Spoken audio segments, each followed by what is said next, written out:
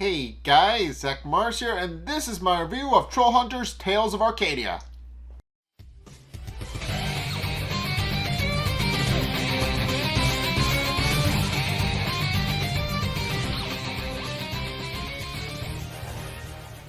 Okay, so this episode, Arcadia's Most Wanted, is essentially about Toby meeting his girlfriend's father in the worst possible way, because, as you can probably guess by the title, he kind of gets arrested for some things, and we'll get to what Darcy's dad does in a minute. But you can probably guess. But in case, the episode opens up with Bagdwella being currently combing around for food when suddenly she hears people and has to look for a hiding place, and unfortunately, everywhere is full. But she is ultimately rescued at the last minute by Jim and Blinky, who scold her for being out this late and pointing out that she really needs to be more careful. But Bagdwella, of course, insists that she's a lady and that she can't really stay in this what she calls the rust bucket. But it's this truck that she's been living in, and she admits that as a fanciful lady, she can't really be stuck in some dingy place. And of course, Blinky apologizes for that, pointing out that since Gunmar has Troll Market, they don't really have many good places for them to hide, and points out if she likes, there's another less crowded place down over in another district that is largely unoccupied. No humans will go there, but she ultimately thinks about it for a moment and insists that she would rather stay in the rust bucket. And as Blinky helps her into the truck, Jim goes through his checklist of people that he's missing, pointing out that they're going through a head count, and currently the only person he's missing is Glug. And of course, he doesn't know who Glug is. So Bagdwella proceeds to explain that he would know her if he saw her, pointing out that she's a Quagga troll who lives in a bathtub, and that should give him a pretty good indication of who he's looking for. And of course, Blinky does eventually successfully get Bagdwella in her temporary dwelling, but also insists that they do need to find everybody and make sure that there's a good reason they're doing all this. That if they don't, their things could easily get out of hand, and their lucky things aren't getting completely out of control. But as they leave to go look for Glug, they suddenly hear a newscast on the TV, and they quickly discover that. First and foremost, we find out that Claire's mom has since been re-elected as the head of town council, and she is currently doing her best to rid the town of crime, noting the increasing crime spree. And she's standing next to her husband Claire and another man who we meet later, officially. But she of course lists off all the different things about vandalisms, break-ins, missing pets. And points out that she's going to be doing her best to crack down on crime and make sure that nothing else happens. And this, of course, causes Jim and Blinky to become worried. Meanwhile, Toby and Arg have since been split off to go and look for Glug, and they're currently trying to find out where Glug is. So they go to her where they know she is supposed to live. And meanwhile, Toby is currently texting Darcy on his phone and is preparing to go on a laser tag date, which he is of course not entirely sure if the emojis she sends are correct. So he shows his phone to Arg, who doesn't understand but tries to be sympathetic anyway. Legitimately he just has no idea what Toby's talking about. So of course Toby proceeds to explain. She's taking Darcy on a laser tag date, and is hoping that it'll be the perfect date, pointing and hoping that everything goes well. But Arg is just visibly confused and has no idea what laser tag is. So they just kind of move on with Arg only really half understanding. But in any case, they proceed to arrive at where Glug is currently staying, and they find her bathtub, but don't see her. And they're obviously very visibly confused. And so Arg goes to knock on the door to Rotguts, who have since located behind this big panel wall that they've made out of boards. And of course they know. And of course Arg does point out that Glug is supposed to be around here, in that sense they're the closest neighbor she has. They might have seen something. And of course, they point out that they haven't seen her for a while, but do note that it's possible that she has a bit of a mean streak. They do know that she kind of does things that she shouldn't be doing, essentially, according to them. She goes on. And the last thing they heard from her is that she insisted that she was going to get the party started up again. Which, of course, Toby isn't entirely sure what that means, but then he starts poking around Glug's tub and discovers a lot of various stolen objects, including various cat collars and a couple of other things that Toby believes might connect Glug to the vandalisms and break-ins. And now realizing that the police are likely after their missing troll, they realize pretty quickly that they do need to find Glug. But unfortunately, they don't have time to do that, because right at that exact moment, the police show up. And Arg, of course, has to flee. He climbs up the fire escape and disappears. Well, Toby doesn't really have the same luxury of being able to do that, so he tries and fails to hide from the cops by hiding behind a pizza box, and they immediately see him. So he tries to run and flee, but unfortunately, Toby is established to not be the most athletic. So the cops easily catch up to them, with the cop that calling out to Toby recognizing him as the kid with no bones, and does note that his bones that he does seem to be walking really well now, which of course Toby realizes he's been caught and red-handed for a lot he told ages ago. But in any case, he is of course put in an interrogation room at the police station with a bunch of random evidence strewn in front of him. And Toby is of course freaking out, but because this is the third time he's been arrested now, and he's not really looking forward to the entire idea of being like he's going off the 3-strike rule, that now that he's been arrested 3 times, that's it, he's screwed.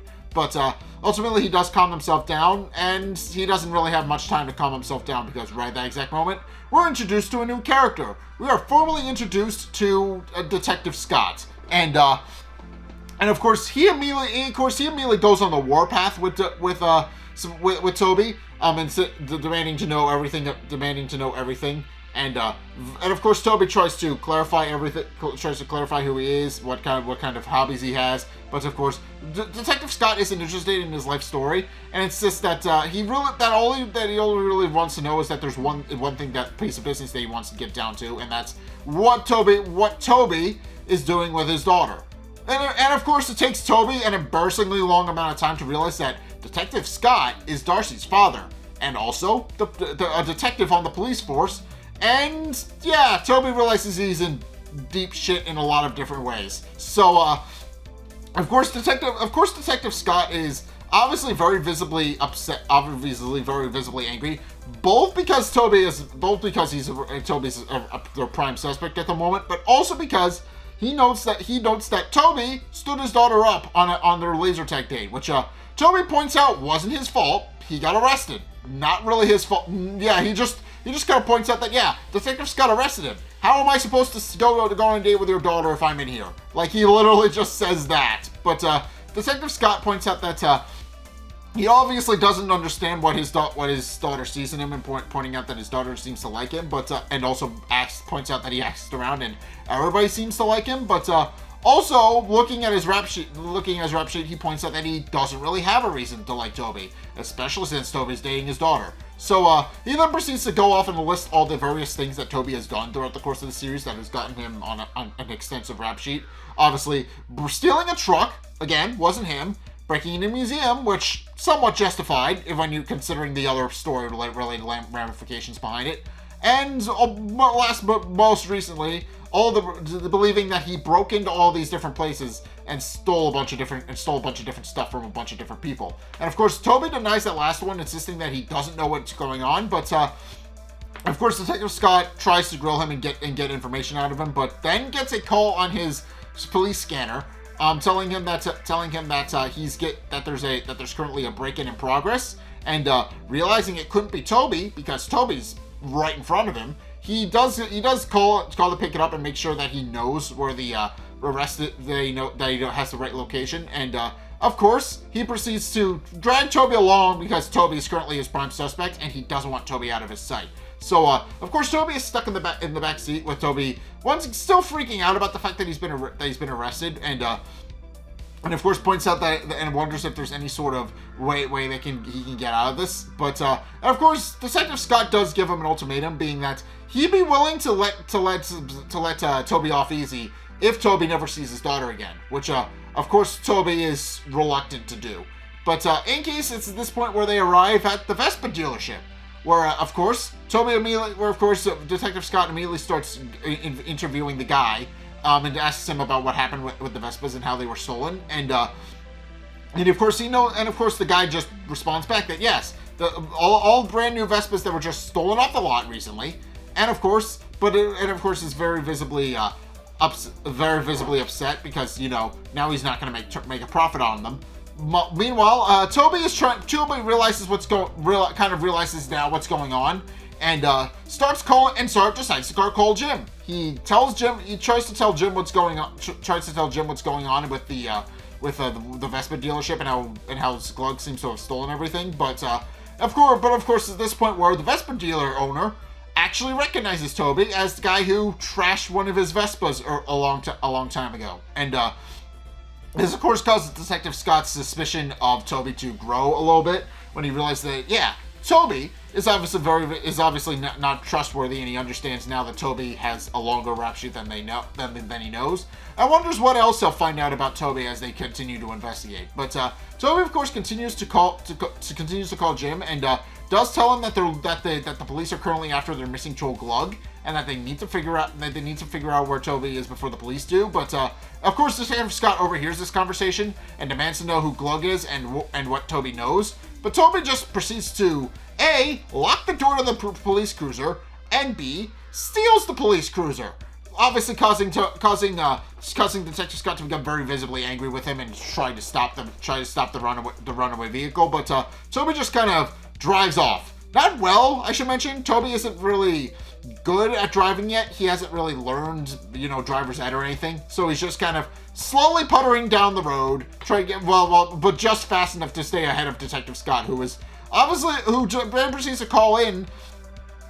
Somebody has stolen his police cruiser, and he's currently trying to figure it out who. But also notes that the Vespas seem to have disappeared in the sewers, which gives him another lead to go off of. But of course, Toby then proceeds to try and talk to Jim over the phone, very hysterically, I should mention, pointing out that he's in a police cruiser and he's stolen it, and he doesn't really want to go to jail. But it's of course Jim is only half understanding what Toby is talking about, and does proceed to ask Toby what's going on. But Toby, of course, doesn't have any sort of clarification. But then realizes that that the police cruiser could track him, so that they could track him via the police cruiser. So he leaves with his phone, goes off, and the car just kind of slowly rolls into a lamppost. And Detective Scott catches up to it, with no idea of where Toby has gone. So of course, this causes Jim and Claire to become visibly worried for Toby's sake, because Jim is currently at Claire's house, and Claire's of course wondering where Toby could be, pointing out that he couldn't have gotten far, and maybe they should look for him. But it turns out they don't have to look for him, because right at that exact moment, Toby appears at the window, knocks on the window, asks them to come in if he can to let him in. And of course, Claire and Jim proceed to let him into her bedroom. At which point, Toby proceeds to explain everything that's going on. There's been a lot of break-ins lately. She's pretty sure Glug is responsible for them. But also points out that he's currently suspect number one because Detective Scott, who reveals is actually Darcy's father, not only doesn't like him, but believes that he did it. And this, of course, causes Jim to become upset with Toby a little bit, pointing out that, he stole that prompted him to steal a police cruiser. But of course, Jim and Toby have a bit of a back and forth where Toby explains that hey, he had no choice, and also points out that yes, he knows what he did was wrong, but also points out that they need to find Glug before they actually, before the police actually get to her first. But also points out that he doesn't want to put a burden on Claire and Jim, pointing out that they're currently harboring a fugitive. But of course they insist that they'll go with of course Jim pointing out that Claire should really stay and rest, even because she hasn't been feeling well and obviously is very visibly out of it. But Claire insists that she'll go, and it's at this point where Jim proceeds to pick up his phone again and calls Blinky, who is currently trying to sort out an argument between Bagdwella and another troll, with both of them arguing back and forth about who exactly it was that stole all the signs that let the Gum-Gums into the warehouse, which is why they had to move. And of course, Blinky just kind of excuses himself because he's not really successfully breaking up the fight, and does actually leave to let them argue about it amongst themselves, before pulling out his phone and listening, and that Jim gave him, and listening to what Jim has to say about how the Glug is likely, about how whoever's attacking stealing all the stuff is likely in the sewers, and that's because of the information they know from Toby, and that's they're visibly, upset with they visibly have to find him before they have to find her before they get to before the police get to her first. So, of course, Blinky proceeds to hangs up on Jim after telling him that he'll get Arg and meet him, at which point he just kind of leaves, lets the trolls argue amongst themselves. Meanwhile, Jim, Toby, and Claire leave, but Claire admits that she can't find her staff and needs to look for it first, and reaches under her bed to get it, but just pulls out an election sign, and then looks under the bed to discover a massive pile of them, along with vague memories of her stealing them, which she doesn't remember doing. So, visibly confused, she then proceeds to collect her staff and leaves, but yeah, there's something clearly visibly wrong. But, in case, meanwhile in Troll Market, because there is a bit of a side story in Troll Market that we need to get to, obviously, Dictatious is trying and failing to persuade Usurna that Morgana spoke to him, which of course she obviously doesn't visibly believe, since she believes that Morgana is just a legend, a superstition. She doesn't believe in her. But of course, Dictatious is insistent, claiming that a hand reached out of the gramophone and tried to grab him. And of course, she obviously points out that obviously something is not right with what Dictatious is saying, and points out that that's preposterous. But also, it does point out but also does insist that she doesn't really buy the idea that Dictatious actually saw Morgana. And of course, Dictatious tries once again to interrupt her, telling her not to talk about Morgana or anything else. But she of course insisting that she's not worried about Morgana at all, and proceeds to say her name several times. At which point the gramophone springs to life, and we hear a voice say, "Call to me," which of course causes Usurna to become visibly shocked, because she didn't expect the gramophone to say anything. But of course the gramophone just continues repeating the message, "Call to me, and it is yours," over and over. Usurna obviously has no idea what the gramophone is trying to tell them. So, but realizing that it can't be anything good, and realizing that obviously Gunmar is going to try to use it for his own personal gain if he finds out, she proceeds to dump it into the deep, despite Dictatious pointing out that she shouldn't do that. It's an ancient relic and a very important and sacred one. But she of course doesn't care, and just dumps it deep and down into the depths, insisting that Dictatious should just focus on keeping Gunmar on the right path, pointing out that for their future, and does instruct him to leave, unaware that the gramophone is still echoing out,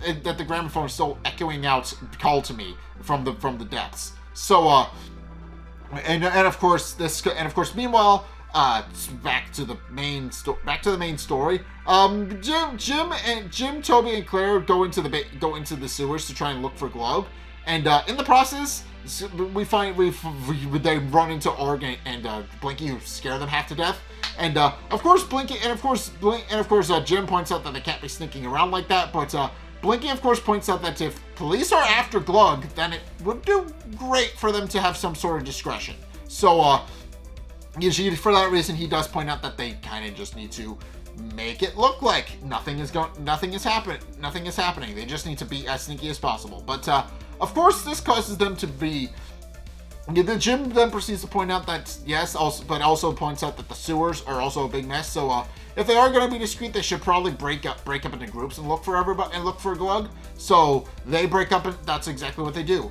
Arg and Blinky break into one group.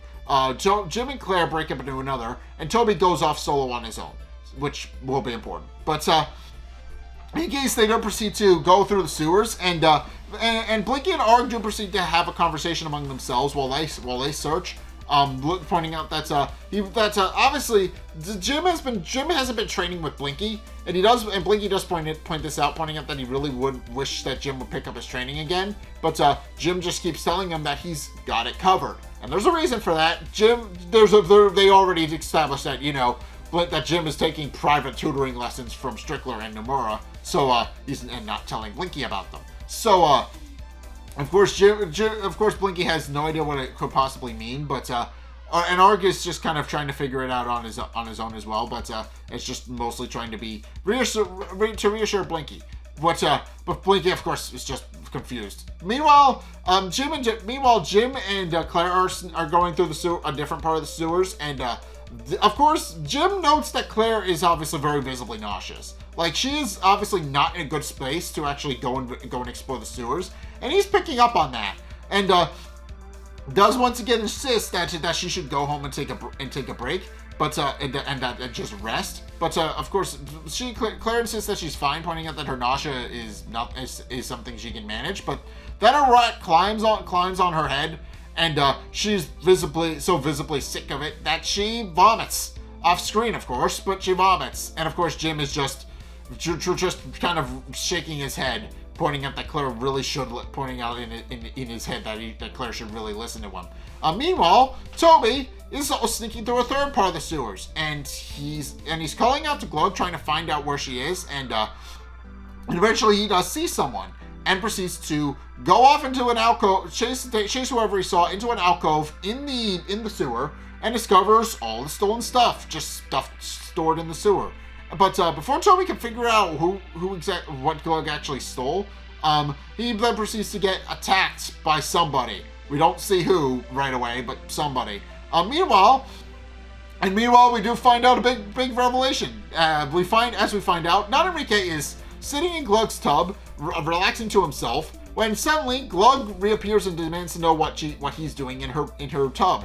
And of course, we quickly find out that not Enrique is confused about why Glug is there, pointing out that he thought she was out stealing stuff, which he does point out was all of the things that they asked about obviously the Trollhunters and Team Trollhunter thinks that she's stealing stuff, but she admits that she was just finding stuff for more Glug, which she of course she mixes in her tub, and does point out that she's literally trying to get the party going again. She meant it quite literally. And of course, now realizing that Glug isn't the culprit behind the thefts, Enrique motions to leave to go and tell Team Trollhunter, insisting that they need to know it, but ultimately decides to wait a couple of minutes because he wants to try out Glug's new batch. In any case, meanwhile, Toby finds out that the burglars who stole the stuff were actual burglars. Initially, we're introduced to two of them, and I'm pretty sure they're just models stolen from other characters, because I'm pretty sure one of them is supposed to be Steve. Like one of them looks like Steve with a mask on. So I'm pretty sure they're just stolen from other characters. But of course, Toby is visibly confused, pointing out that he thought that he isn't entirely sure why he's stealing with actual burglars, with one of them sarcastically pointing out that Toby's a regular Einstein. But of course, Toby then proceeds to list all the various things and other stuff about why steal stuff in the sewers and stash everything. But of course, they point out that's the best way to store anything, since no cops. But but then Toby proceeds to ask them about why they would steal people's cats, and of course they point out that they have no idea what cats have anything to do with what they're trying to do. And Toby quickly realizes that part was Glug. But it's this point where they hear someone else in the sewer, and quickly realizing somebody else is tailing Toby, they quickly gag him with a rag, and proceed to hide behind some of their piles of loot to keep the cops from finding him. But of course, it's this point where Detective Scott appears, and obviously is looking around, having since followed his lead to the sewers, where he discovers Toby tied up with a gag. Which, of course, Detective Scott doesn't fully understand, believes that Toby is right at the scene of the crime, but then realizing that Toby is gagged, realizes that he can't be the culprit, and then proceeds to look around and eventually discovers the two thieves hiding behind the stuff, and tells them to come out, but is quickly attacked by a third thug that he didn't see. After dealing with Detective Scott and and Toby, the third thief, a woman, proceeds to scold her two I guess compatriots, telling them that they shouldn't have let a cop there, and now they're going to be in deep trouble. But of course, Detective Scott and Toby take this moment to have a heart-to-heart point with, of course, Toby trying to escape using his escape training from Magic Camp, which, of course, Detective Scott points out he's not entirely hopeful that it's going to work, but does point out that he does admit that he has been a little overprotective, understanding that Toby, now he's realizing now that Toby isn't a bad kid, but also points out that Darcy means everything to him, and Toby returns the sentiment. And of course, they admit that they're both going to get out of there. But it's at this point where things take a turn for the worse, because right at that exact moment, one of the thugs is revealed to have pocketed Toby's hammer, and don't fully understand what it does or what it is. They believe it's some sort of toy at first, but then accidentally summon the hammer, and in the process of trying to figure out what it is, accidentally knock Detective Scott out cold. Of course, they're not entirely sure what it is. They just know it's a floating magic hammer. And of course, with Detective Scott now knocked out cold, Toby winds up being on the floor, still tied up to him. And they quickly realize that they need to figure out they need to get away before they find, because at that exact moment they hear Detective Scott's radio go off, pointing out that more reinforcements are closing in, and realizing they need to get out of there, they immediately grab Toby as collateral and decide to sell his hammer, pointing out they'll leave the rest of the stuff because they realize they're not going to be able to leave with it. Right at that exact moment, as Toby's being dragged off on the Vespas that they stole, Jim and Claire show up, see Toby get dragged off, and they quickly realize that A, Detective Scott has been knocked out, and B, that Toby is being kidnapped and taken away. And they quickly realize they need to figure out some sort of a way to deal with both of them. So Jim entrusts Claire to bring Detective Scott out where his men can find him, while Jim steals the stolen Vespa to chase after the burglars with. So it's exactly what they do. And Toby is of course still struggling to get off the Vespa, but then he sees Jim coming to his rescue and is visibly happy. Meanwhile, it still gags Maya mentioned, but meanwhile, Jim is trying to chase after the burglars and summons his armor once he's out of view to try to give himself some sort of advantage against them. With them pointing out with one of the burglars pointing out that doesn't really know where the armor came from, just that he's being attacked by quote unquote Lancelot. But of course, Jim manages to subdue one of the burglars and proceeds to close in on the other two. But meanwhile, Claire successfully brings Detective Scott out of the sewer and does holler and offers her down when she sees a cop car showing up, and leaves because she still currently has her staff out. So, meanwhile, Jim is able to successfully subdue two of the burglars on bike back.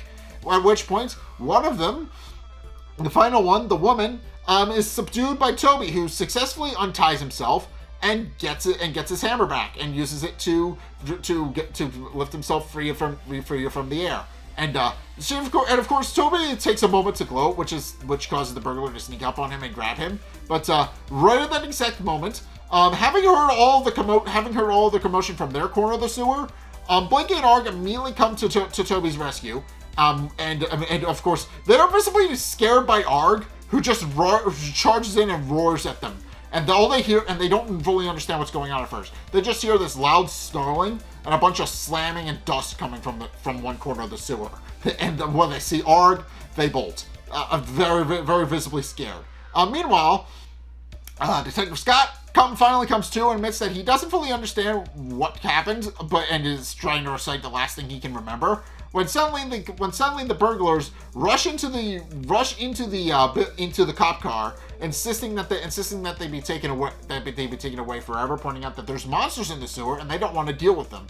And of course, Detective Scott and his deputy have no idea what's going on until they see Toby emerge from the sewer as well, who just mutters a nervous hi. But in case it is at this point where Toby and Detective Scott are honored as heroes by the town for stopping a rampant burglary spree, which of course Toby is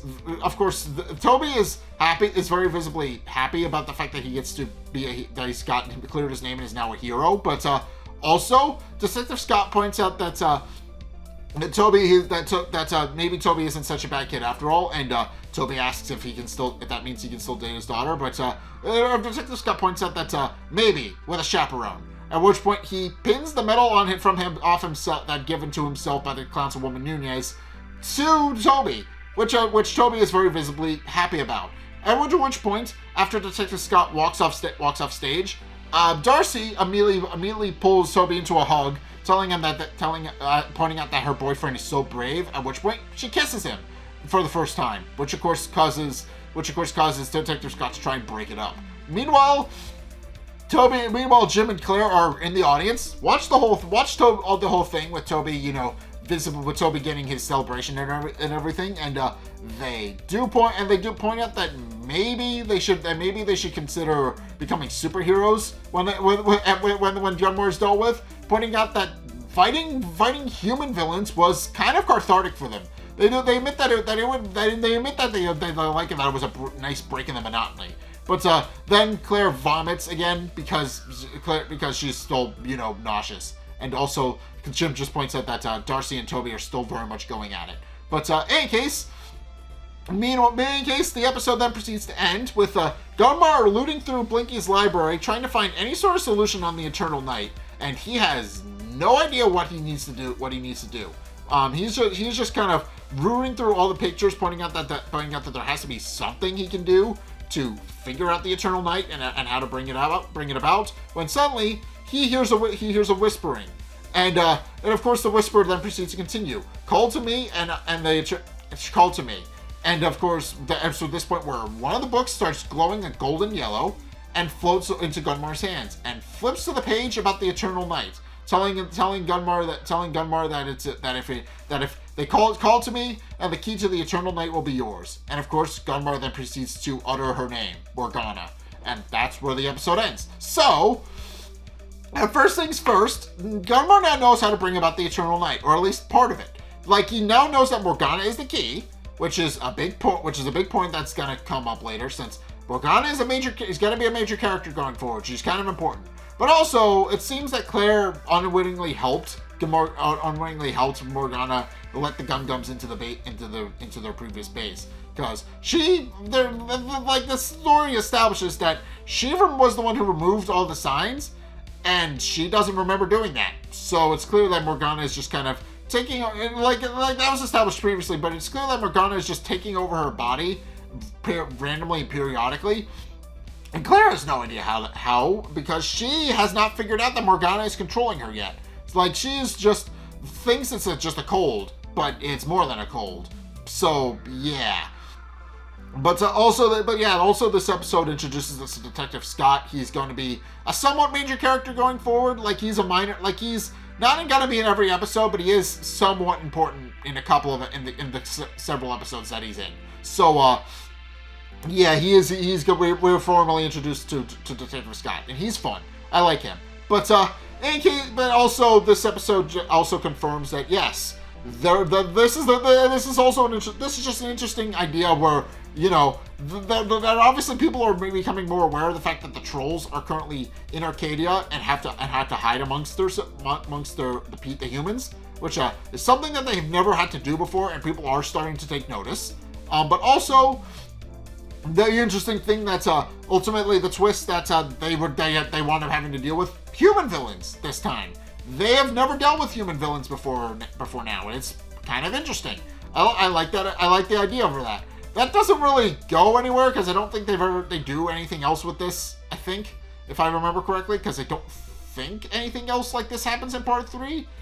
But it is an interesting premise that I like. They deal with their first human villains. So yeah, pretty kind of cool. But in any case, that's gonna do it for my review of today. So thank you guys so much for watching today's review. If you enjoyed, be sure to like, comment, and subscribe. Also, be sure to leave me a comment down below as well if you have any more suggestions or anything else. Like if you want to talk about it, discussions down below over on my Discord. Be sure to check out my Patreon. It helps support me. I would appreciate that. Go check out my Discord again, because we watch movies sometimes. Definitely recommend doing that, and because they're fun. Also be sure to go and check out my Twitch. We stream Saturdays and Sundays on over there, as well as over here. But please go follow me over on Twitch as well. That helps support me as well. But yeah, and also, if you want to see more content from me, then be sure to check out the videos linked at the end screen. The top video is the most recent video. It may or may not be this video. Whereas the bottom video is the video recommended to you based on what you've already seen from me. So if you want to try something new, or see more of what you like, then be sure to check both those videos out. But in any case, thank you guys so much for watching. And until next time, we'll see you guys in the next video. Peace.